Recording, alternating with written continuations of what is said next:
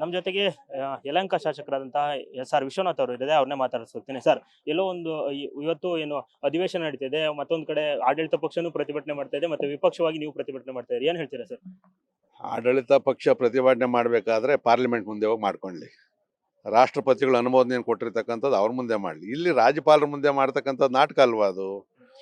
ಇವತ್ತು ಅಧಿವೇಶನವನ್ನು ಕರೆದಿರ್ತಕ್ಕಂಥದ್ದು ಜಿ ರಾಮ್ಜಿ ಮತ್ತು ಮನ್ರೇಗಾದ್ರ ಬಗ್ಗೆ ಅವರು ನಿರ್ಣಯವನ್ನು ಮಂಡಿಸೋದಕ್ಕೆ ಮಾಡಿದ್ದಾರೆ. ಅಲ್ಲಿ ಚರ್ಚೆ ಒಳಗಡೆ ಮಾಡಬೇಕು.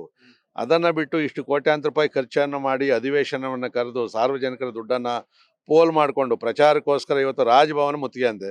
ರಾಜಭವನ ಒಳಗಡೆ ಹೋಗೋಕ್ಕಾಗ್ತದ? ಸುಮ್ಮನೆ ಮಾಧ್ಯಮಗಳಲ್ಲಿ ಪ್ರಚಾರ ಪಡೆಯೋದಕ್ಕೆ ಮಾಡಿದ್ದಾರೆ ಹೊರತು ಇವ್ರ ಕೈಲಿ ಏನೂ ಮಾಡೋಕ್ಕಾಗೋದಿಲ್ಲ. ಮತ್ತು ಆಡಳಿತ ಪಕ್ಷದ ಜಂಟಿ ಅಧಿವೇಶನ ಮಾಡಿದಂಥ ಈ ರಾಜ್ಯಪಾಲರು ಮುಖ್ಯಸ್ಥರು ನಮ್ಮ ಕರ್ನಾಟಕದಲ್ಲಿ, ಅವ್ರ ವಿರುದ್ಧವಾಗಿ ಹೋರಾಟವನ್ನು ಮಾಡ್ತಕ್ಕಂಥದ್ದು ಇದೊಂಥರ ನಾಚಿಕೆಗೇಡಿನ ವಿಚಾರ.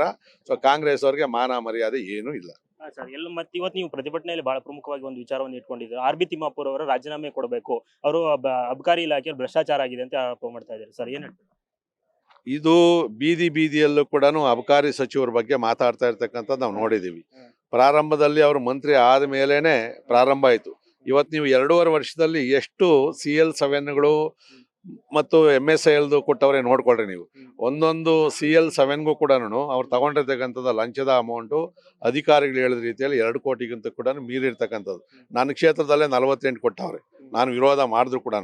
ಈ ಥರ ಇವತ್ತು ನಾಯಿ ಕೊಡೆ ಥರ ಬಾರ್ಗಳಿಗೆಲ್ಲ ಲೈಸೆನ್ಸನ್ನು ಕೊಟ್ಟು ಸುಮಾರು ಬೇರೆಯವ್ರು ಹೇಳೋ ರೀತಿಯಲ್ಲಿ 2,000 ಕೋಟಿಗೂ ಅಧಿಕ ಹಣವನ್ನು ಸಂಗ್ರಹ ಮಾಡಿ ಕಾಂಗ್ರೆಸ್ ಹೈಕಮಾಂಡ್ ಬೇರೆ ರಾಜ್ಯಗಳ ಒಂದು ಚುನಾವಣೆಗೋಸ್ಕರ ಕೊಡ್ತಾ ಇರ್ತಕ್ಕಂಥದ್ದು.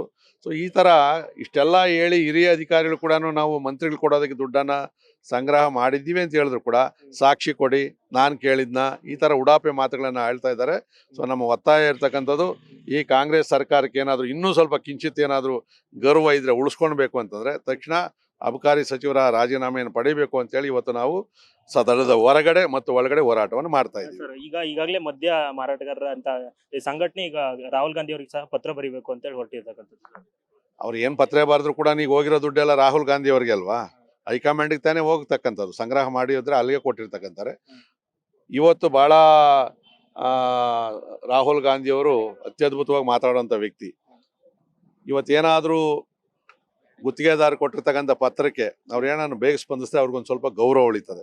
ಇಲ್ಲ ಅಂತ ಹೇಳಿದ್ರೆ ಇಲ್ಲಿ ಏನು ಹೇಳಿದ್ರು, ನಾವು ವಿರೋಧ ಪಕ್ಷದವ್ರು ಏನು ಹೇಳ್ತಾ ಇದೀವಿ, ಇಲ್ಲಿ ದುಡ್ಡನ್ನು ಸಂಗ್ರಹ ಮಾಡಿ ಬೇರೆ ರಾಜ್ಯಗಳ ಚುನಾವಣೆಗೋಸ್ಕರ ಕಾಂಗ್ರೆಸ್ಗೆ ಹೈಕಮಾಂಡ್ ಕೊಡ್ತಾವ್ರೆ ಅಂತೇಳಿ ಅದು ನಿಜ ಆಗ್ತದೆ. ಸರ್, ಇವತ್ತು ಮತ್ತೆ ಅದಲ್ಲದೆ ಏನು ಮೊನ್ನೆ ರಾಜ್ಯಪಾಲರ ಮೇಲೆ ದಬ್ಬಾಳಿಕೆ ಮಾಡೋಕ್ಕೆ ಕಾಂಗ್ರೆಸ್ ಶಾಸಕರು ಹೊರಟಿರ್ತಕ್ಕಂಥದ್ದು ಅಂತ ಹೇಳಿ ಆರೋಪವನ್ನು ಮಾಡಿದ್ರೆ ಅವ್ರನ್ನ ಅಮಾನತಿಗೆ ಏನಾದ್ರು ಇವತ್ತು ಸದನದಲ್ಲಿ ಚರ್ಚೆ ಮಾಡ್ತೀರಾ? ನಾವು ಇವತ್ತು ಹೊರಗಡೆ ಈಗ ಧರಣ ಮಾಡ್ತಾ ಇರತಕ್ಕಂಥದ್ದು 2 ವಿಚಾರ. ಒಂದು, ಘನವೆತ್ತ ರಾಜ್ಯಪಾಲರನ್ನ ಏನು ಅವಮಾನ ಮಾಡಿದ್ರು, ಅಡ್ಡಗಟ್ಟಿ ಹಲ್ಲೆ ಮಾಡ್ತಕ್ಕಂಥ ಪ್ರಯತ್ನವನ್ನು ಮಾಡಿದ್ರು. ಇದು ಮೊದಲನೇ ಬಾರಿಗೆ ಇಡೀ ರಾಜ್ಯದ ಇತಿಹಾಸದಲ್ಲಿ ಘನವೆತ್ತ ರಾಜ್ಯಪಾಲರ ಮೇಲೆ ಹಲ್ಲೆ ಪ್ರಯತ್ನವನ್ನು ಮಾಡಿರ್ತಕ್ಕಂಥದ್ದು. ಬಹುಶಃ ಅವತ್ತು ಮಾರ್ಷಲ್ಲು ಹೊರಗಡೆ ಪೊಲೀಸರು ಏನಾದರೂ ತಡಿಲಿಲ್ಲ ಅಂತ ಹೇಳಿದ್ರೆ ಅಕ್ಷರಶಃ ಹಲ್ಲೆಯನ್ನು ಕೂಡ ಮಾಡ್ತಕ್ಕಂಥದ್ದನ್ನು ನಾವು ದೃಶ್ಯ ಮಾಧ್ಯಮಗಳಲ್ಲಿ ನೋಡಿದ್ದೀವಿ. ಇವರು ಬೇಷರತ್ತಾಗಿ ರಾಜ್ಯದ ಮತ್ತು ಜನತೆಯ ಮತ್ತು ರಾಜ್ಯಪಾಲರ ಕ್ಷಮಾಪಣೆಯನ್ನು ಕೇಳಬೇಕು. ಇದಿಷ್ಟು ವಿಶ್ವನಾಥ್ ಅವರ ಮಾತಾಗಿದ್ದು. ಕ್ಯಾಮರಾ ಪರ್ಸನ್ ರಾಮರಾವ್ ಜೊತೆ ಕಿರಣ್ ಕಾನ್ಮನೆ, ಕರ್ನಾಟಕ ನ್ಯೂಸ್ ಬಿಟ್, ಬೆಂಗಳೂರು.